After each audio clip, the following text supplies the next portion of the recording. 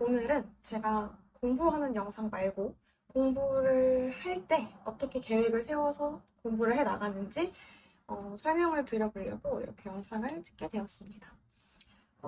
제 스터디 브이로그를 보신 분은 아시겠지만 제가 계획을 세우는 장면이 꽤 여러 번 나오거든요. 그래서 사실 그 모든 공부 계획을 세우는 그 체계가 잡힌 거는 사실 고3 때거든요. 제가 고등학교 3학년 때 입시를 준비하면서 썼던 요 플래너를 작성하던 방식대로 사실 대학교에 들어와서도 공부 계획을 세우고 실천을 해나갔었기 때문에 오늘 공부 계획에 대해 세우는 방법에 대해서 주로 말씀을 드릴 때 요 플래너를 예시로 설명을 조금 드려볼게요. 크게 세 가지 단계를 거쳐서 계획표가 작성이 된다고 생각을 하시면 될 것 같아요.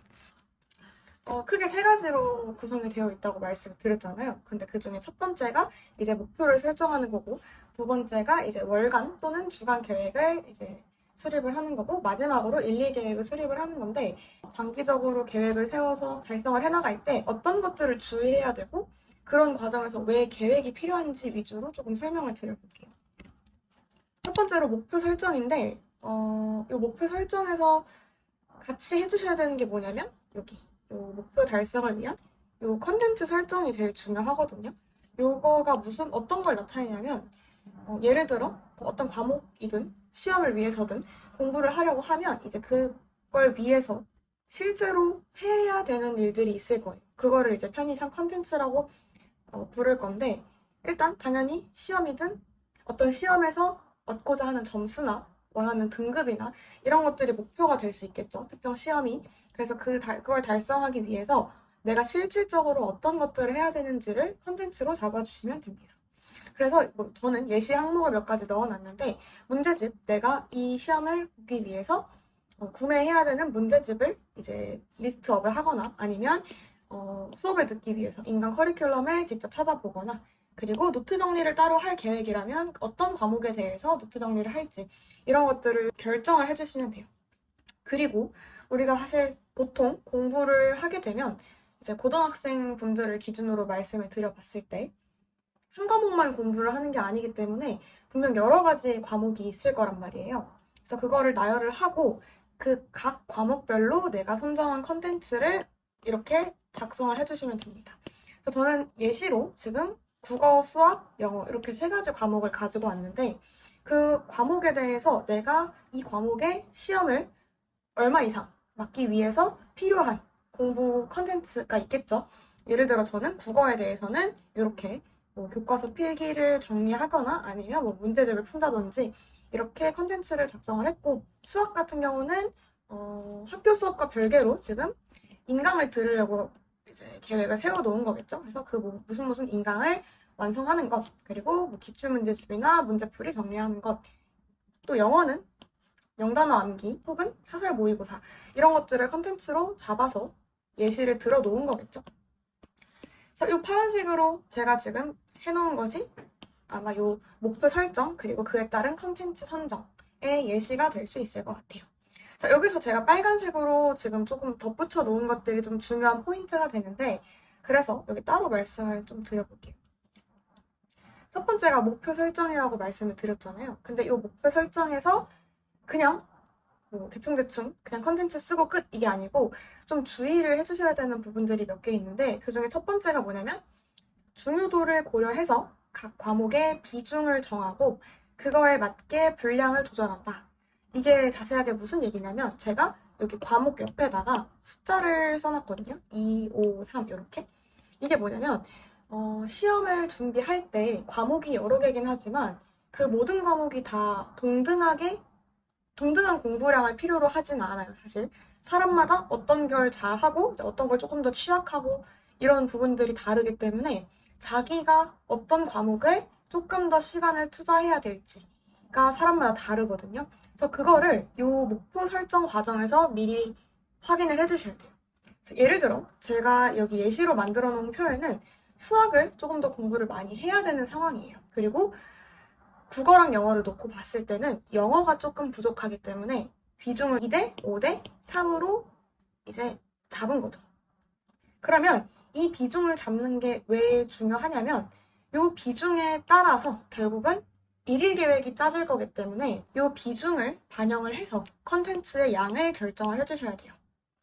이걸 고려하지 않고 그냥 컨텐츠를 쭉 써버리면 사실 내가 의도한 거는 수학 공부를 제일 많이 하고 싶은데 컨텐츠를 영어를 많이 써버리면 당연히 일일 계획을 실천을 하려고 할 때 영어가 할 게 많다 보니까 비중이 늘어나겠죠. 그래서 의도한 비중대로 갈 수가 없기 때문에 비중을 결정하고 그 다음에 그거에 맞게 컨텐츠의 양을 결정을 하시면 돼요. 근데 그 컨텐츠의 양이라는 게 단순히 이렇게 지금 작성된 개수를 말하는 게 아니고 그것들을 소화해낼 때 얼마만큼의 시간이 걸릴지 소요 시간을 대략적으로 고려해서 이 컨텐츠의 분량을 결정하시면 됩니다. 그래서 예를 들어 지금 항목 같은 경우에는 영어가 총 5개의 항목으로 가장 많아 보이지만 실제 그 내용, 컨텐츠의 내용을 봤을 때 이 인강이 총 40강이라고 하면 가만히 앉아서 듣기만 해도 얘는 최소 40시간이 걸리는 컨텐츠인 거예요. 그래서 이런 식으로 지금 소요 시간이 많이 걸리는 것 같은 경우에는 실제 하나의 항목이지만 비중이 좀 더 크게 들어간다라고 보시면 됩니다. 이런 것들을 곰곰이 생각을 하셔서 각 과목별로 비중에 따른 컨텐츠를 잡아주시면 돼요. 그 다음에 이제 또 고려해야 되는 부분이 여기 분량은 되도록 산술적으로 기입을 해준다라는 부분이 있는데 이건 무슨 얘기냐면 예를 들어 교과서 필기를 정리한다라고 하면 그게 총 몇 단원 정도의 분량을 정리할 것인지를 숫자로 보이게 써주시면 돼요. 그리고 문제풀이를 한다라고 하면 총 몇 문제인지, 페이지가 얼만지, 그리고 모의고사 같은 경우에는 회차가 총 몇 개로 구성되어 있는지 이런 것들을 산술적으로 정확하게 기입을 해주시는 게 가장 좋습니다.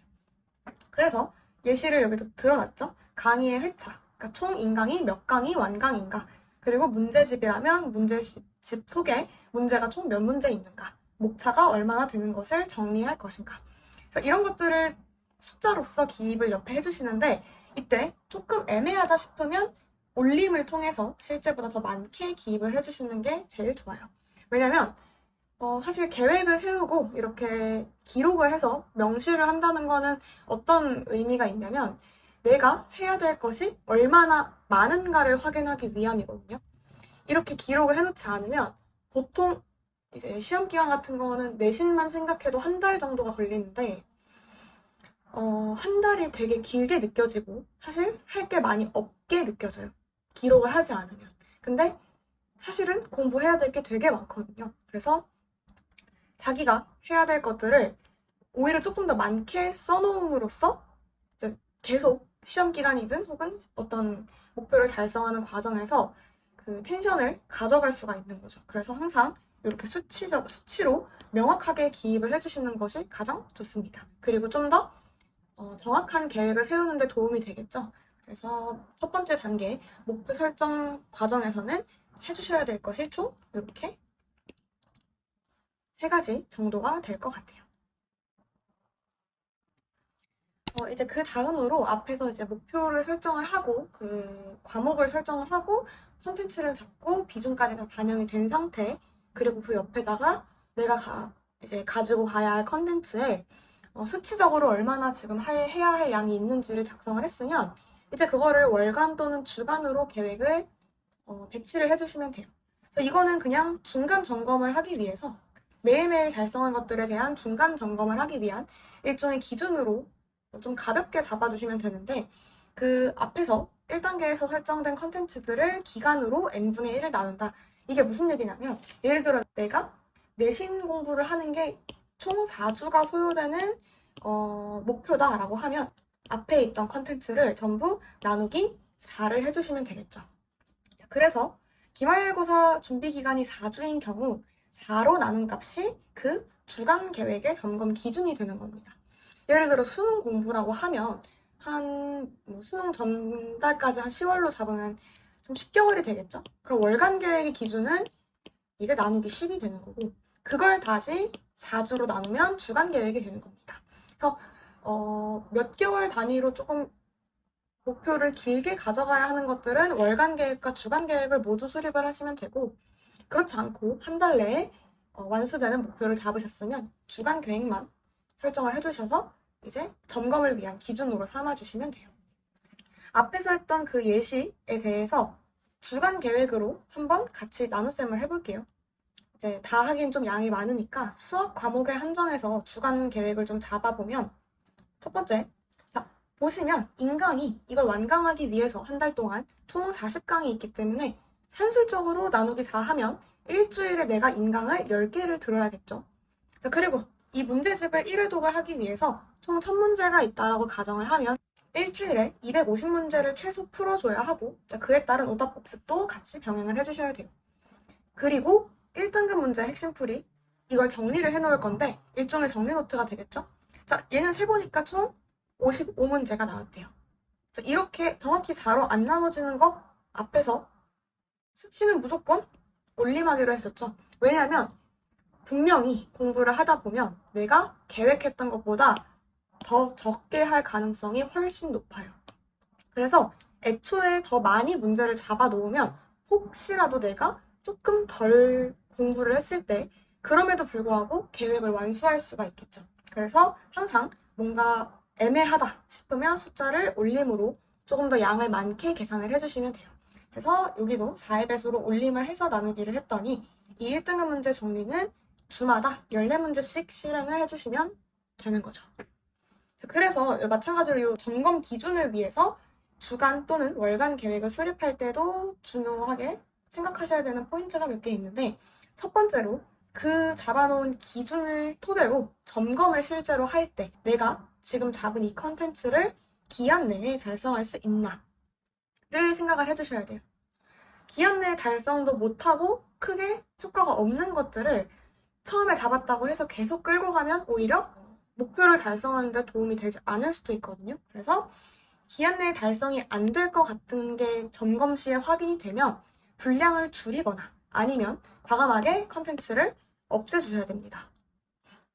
마찬가지로 목표 달성이 꼭 필요한가? 이거 일주일 공부해보면 느낌이 오거든요. 얘가 나한테 지금 필요한 공부인지 그게 아닌지가 대충 감이 온단 말이에요. 본인의 공부기 때문에. 자, 그럴 때는 아까워도 아까 말씀드린 대로 과감히 이 내용을 삭제를 해야 되고, 그리고 이제 삭제를 하면서 이거 대신에 저걸 좀 해보면 좋겠다 싶은 컨텐츠가 있으면 그때 즉시 대체를 해서 다시 이런 과정들을 거쳐서 그 다음 주부터 주간 계획에 포함을 시켜주시면 돼요. 이런 식으로 하면 월간 주간 계획을 수립하고 또 그거를 기반으로 해서 점검을 어떻게 시행을 해나가는지 설명이 되었을 것 같아요. 그 다음에 실질적으로 우리가 플래너에 작성을 해서 매일매일 체크를 하는 이 1, 2계획 수립으로 넘어가는데 이게 마지막 단계가 되겠죠. 사실 말 그대로 실질적으로 내가 이 목표 달성을 위해서 하루 안에 해야 되는 만큼을 플래너에 작성을 하고 그것들을 실천을 해주시면 됩니다. 자, 근데 일주일이 7일이긴 하지만 우리는 그 앞에서 했던 주간 계획을 6으로 나눠서 분배를 해줄 거예요. 자, 그게 일요일을 제외하기 위함인데 예시를 먼저 들어볼게요. 왜 6으로 나누는지. 자, 아까 수학 과목에 대해서 주간 계획을 잡아놓은 걸 토대로 제가 일일 계획을 한번 세워볼게요. 10개가 있는데 분명 이 인강 10개를 6으로 나누면 올림을 하라고 했으니까 2개가 될 거란 말이에요. 2개. 근데 분명 이 인강 10개 중에는 30분짜리도 있고 1시간짜리도 있을 거예요. 그 인강의 길이에 따라서 어떤 날에는 긴 거 1개만 듣고 또 어떤 날에는 짧은 걸 2개 들어주시면 됩니다. 그렇게 하면 번갈아 가면서 숫자가 1개였다 2개였다 바뀌기 때문에 6일 안에 10개를 얼추 채울 수가 있을 거예요. 이런 식으로 조정을 해주시면 되고 일일 계획을. 자, 그 다음에 제 기출문제 250문제 마찬가지로 수치를 6으로 나눌 때 6의 배수로서 연산을 하려면 올림 계산을 하기로 했죠. 그래서 기출문제랑 요 1등급 문제 둘 다 6의 배수로 한 번 더 올려서 이제 일일 계획으로 잡아주시면 됩니다. 이렇게 계속 올리면 너무 일찍 끝나는 거 아니냐라고 생각하실 수 있는데 실제로 공부를 해보시면 아시겠지만 보통은 자기가 잡은 계획보다 더 공부를 못하게 됩니다. 그래서 이렇게 장치를 많이 만들어주는 게 좋아요. 아까 일요일을 빼놨던 것도 이렇게 하나의 장치가 될 수 있는데 제가 써놓은 일일 계획을 세울 때 팁을 보시면 첫 번째, 일요일을 제외하는 이유는 밀린 일정을 그 일요일 날 수행을 하기 위해서 하루를 비워둔 겁니다. 물론 이렇게 일일 계획을 잡는 과정에서 계속 수치를 올려서 실제 해야 되는 것보다 훨씬 많은 양을 계획을 잡아놨지만 생각보다 변수가 많거든요. 계획을 실천을 해나가는 과정에서 어느 날 몸이 아플 수도 있고 수행평가가 생길 수도 있고 뭐 어느 날은 집중이 너무 안 될 수도 있고 이런 여러 가지 이유들이 있기 때문에 실제로는 계획을 달성하지 못할 가능성이 훨씬 높아요. 그래서 가장 최후의 수단으로 내가 그 주에 해야 될 것들을 6일 동안 계획을 실천을 했는데 그럼에도 불구하고 완수하지 못한 것들은 아까 비워놓은 일요일을 활용해서 완수를 해주시면 됩니다.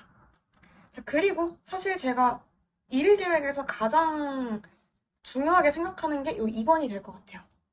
얘가 뭐냐면 플래너를 보통 이제 공부를 하려고 딱 책상에 앉아서 이제 오늘 공부할 거를 써볼까? 하고 정리를 하기 시작하는데 그러면 사실 이미 그날 공부는 늦은 거예요. 왜냐면 그걸 하면서 버려지는 시간이 있고 이미 집중력이 떨어지고 계획 세우고 나면 바로 공부를 시작하기가 사실은 어렵거든요. 그래서 저는 항상 특히 고등학교 3학년 때는 어떻게 했냐면 전날 저녁에 전날에 해야 될 공부를 끝내고 바로 플래너를 펴서 다음날 공부 계획을 미리 썼어요.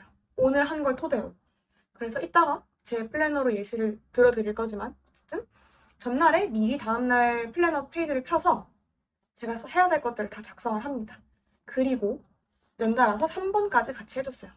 내일의 일정을 생각을 해봤을 때 보통 하루 전날이면 대충은 일정이 나오잖아요. 그래서 전날에 내가 생각을 해보면서 내일은 몇 교시가 언제 있고 언제 쉬는 시간이 있고 근데 이때 뭐 동아리 활동이 있고 이런 자기의 대략적인 스케줄을 파악을 하면서 공부를 할 수 있는 시간대를 확인을 합니다. 그리고 아까 이거 미리 적어놨죠? 내가 다음날 뭐뭐 해야 될지 일일 계획을 적어놨으면 그게 대충 소요 시간이 얼마나 걸릴까? 예를 들어 0단어를 암기하는 게 있으면 이거 한 30분 정도 걸리겠구나. 이런 식으로. 뭐 모의고사 1회를 푸는 거는 채점까지 1시간 30분이 걸리겠구나.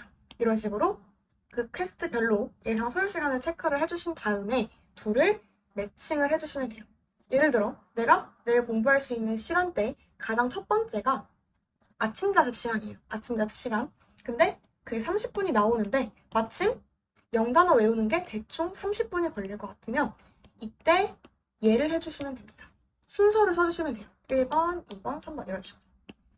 이렇게 해주면 대략적으로 내가 내일 하루를 어떻게 보내야 될지가 보이게 되겠죠. 이게 전날 저녁에 시행이 되어야 되는 거예요. 그래야 다음날 눈 뜨자마자 바로 공부를 할 수 있는 환경이 만들어지는 거죠. 그래서 저는 플래너를 쓰고 이 방식대로 플래너를 쓰고 그때 내가 이 플래너에 있는 계획들을 실천하기 위해서 필요한 교재나 뭐 이런 것들이 있겠죠. 노트나 이런 거 같이 쌓아두고 자러 갔다가 다음날 오자마자 그거를 준비해 놓은 것들을 그대로 챙겨서 바로 공부를 하러 갔던 것 같아요. 별거 없긴 한데 여기까지가 제가 고3 때 그리고 지금까지도 플래너를 쓰면서 중요하게 생각하는 부분 그리고 지키는 부분들이었고 이제 제가 고3 때 썼던 플래너를 실제로 보여드리면서 다시 한번 요 3단계를 한번 예시를 들어서 설명을 드려볼게요. 이게 지금 제가 고3 때 쓰던 플래너를 그대로 가지고 온 건데 공부를 제가 열심히 했어가지고 이거 아까워서 버리질 못했거든요. 그래서 보시면 근데 이게 그래도 한 3, 4년 전 자료이기 때문에 제가 장기 계획 1년치 스케줄을 짠 거는 사실 잃어버린 것 같고 간간히 붙어있는 것들로 이제 3단계의 예시를 좀 보여드릴게요.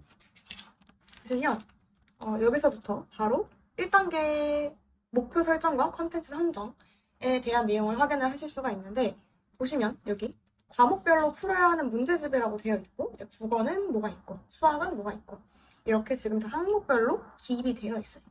이게 지금 목표를 설정하고 저한테 목표는 당연히 수능을 1등급을 국영수를 맞고 이제 과탐을 최저를 맞출 정도로 맞는 게 되겠죠.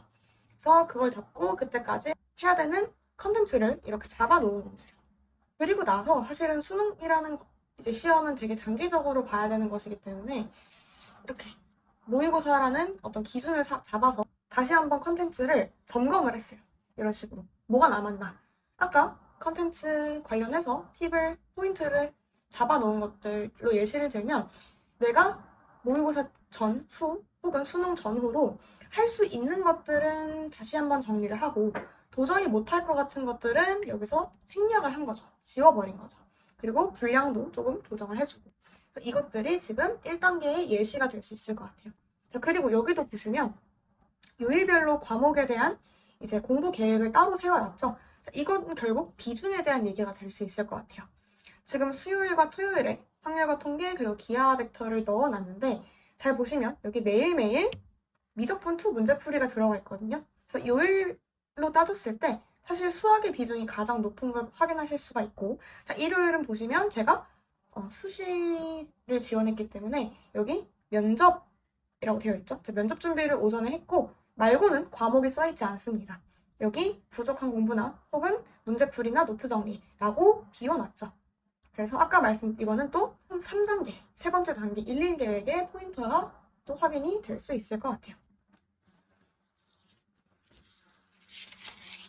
그리고 보시면 이제 이렇게 매일매일 작성을 해서 전 중간 점검을 되게 많이 했거든요. 왜냐면 수능이 너무 긴 시간 동안 공부를 해야 되는 시험이기도 하고 해야 될 게 너무 방대하다 보니까 계속 검토하지 않으면 쉽게 루즈해질 것 같더라고요. 그래서 계속 스스로 얼만큼 했는지 뭐가 남았는지를 좀 점검을 하면서 공부를 했던 것 같습니다.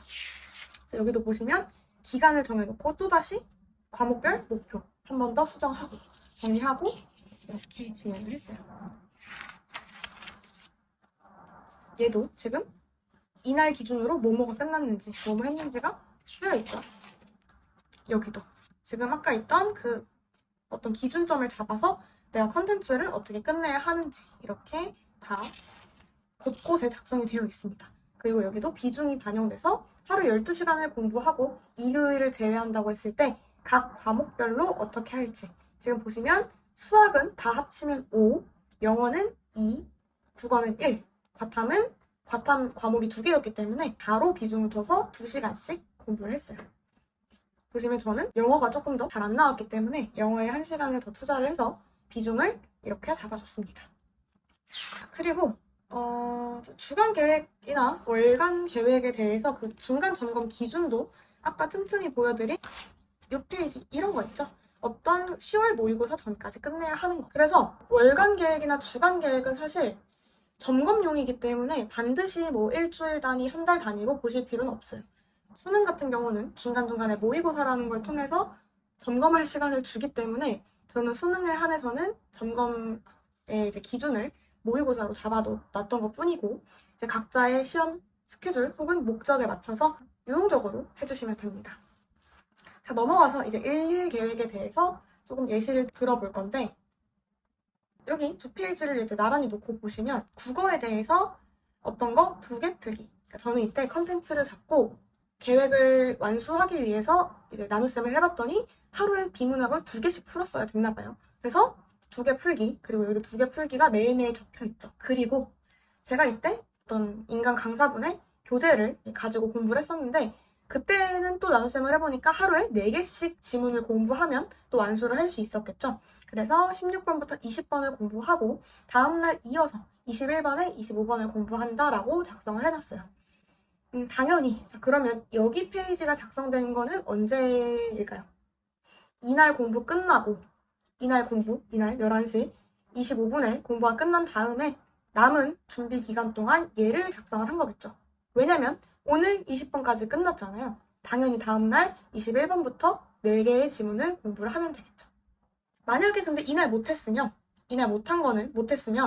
16번에서 20번이 그대로 여기 작성이 되고 이날 밀린 거는 2주에 일요일날 넘겨서 진행을 해주시면 됩니다. 그래서 우리가 1일 계획을 세울 때 일요일을 비워놨었죠. 그리고 뭐 수학도 이런 식으로 다 인강을 몇 개를 듣고 어떻게 복습을 할지 다 기입을 해놨습니다. 그리고 요날 아까 말씀드린 대로 혹시 못한 게 있다면 일요일을 비워서 해야 된다라고 말씀을 드렸잖아요. 저는 모의고사 다시 풀고 분석하는 거를 못했기 때문에 일요일날 해줬고 밀린 거 바탐에 대해서 못했던 거 이날 해줬고, 그리고 면접 멘토링은 이날 없었나 봐요. 아무튼 이런 식으로 일요일을 활용을 해서 또 못한 것들, 부족한 것들에 대해서 공부를 채워나갈 수 있었습니다. 이런 과정으로 이런 계획을 세워서 매일매일 할 게 있었어요. 그러니까 수능 전날까지도. 이게 시간이 많다라고 생각하면 본인이 해야 될 게 많은 걸 까먹기가 딱 좋다고 했잖아요. 이렇게 계획을 잡아서 매일매일 얼마를 해야 될지가 잡혀 있으면 사실 쉴 틈이 없습니다. 이렇게 이날도 또 주간 공부 계획 한 번 더 수정하고 그다음에 모의고사 이후에 지금 컨텐츠 한 번 더 정리하고 또 그거 정리한 대로 매일매일 공부를 긴장감 있게 했던 것 같아요. 그래서 지금 또 수능 한 3주 전쯤에 한 번 더 컨텐츠 정리하면서 사설 모의고사 몇 개씩 남았는지, 자, 이 수치 보이시죠? 이렇게 수치화 해놔야 됐다고 말씀드렸던 거.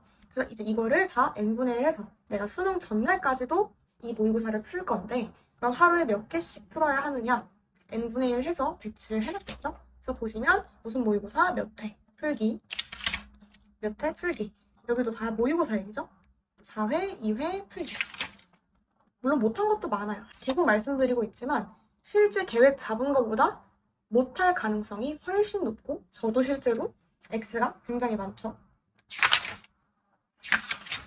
그래서 이렇게 시험 일주일 전까지 매일매일 공부를 해서 2대 1까지도 지금 원래 계획 세웠던 대로 쭉 하고 그래서 이렇게 19년 14일날 수능을 봤습니다. 그래서 그렇게 거창할 거 없는 팁이긴 한데 그래도 제가 어쨌든 고등학교 3학년 때도 수능 공부를 집중해서 한 게 한 6개월 정도 되는 것 같은데 그 안에 그래도 좋은 성적을 거둬서 이제 치과대학에 오기도 했고 그 공부 방법을 토대로 대학에 와서도 과외랑 이제 학업을 병행을 하면서 이번 학기에서도 좋은 성적을 거둬서 이 방법을 공유를 하면 좋을 것 같아서 이렇게 영상을 만들었는데 사실 만들고 보니까 정말 거창한 게 없긴 하네요. 그래도 제가 과외 학생들한테도 이제 시간 관리 어떻게 하냐, 공부 계획, 전 과목 다 챙기려면 힘든데 어떻게 놓치지 않고 챙기냐라는 질문을 받으면 항상 이렇게 설명을 해줬어서 영상으로 기록을 남겨봤어요. 최대한 자세히 설명한다고 설명했는데 혹시 이 과정에 대해서 질문이 있으시거나 하면 댓글로 남겨주시면 됩니다. 그러면 다들 이번 겨울방학 사실 고등학생분들에게는 되게 중요한 시간인데 꼼꼼하게 시간 투자해서 공부 계획 세워서 좋은 결과를 얻으실 수 있었으면 좋겠어요.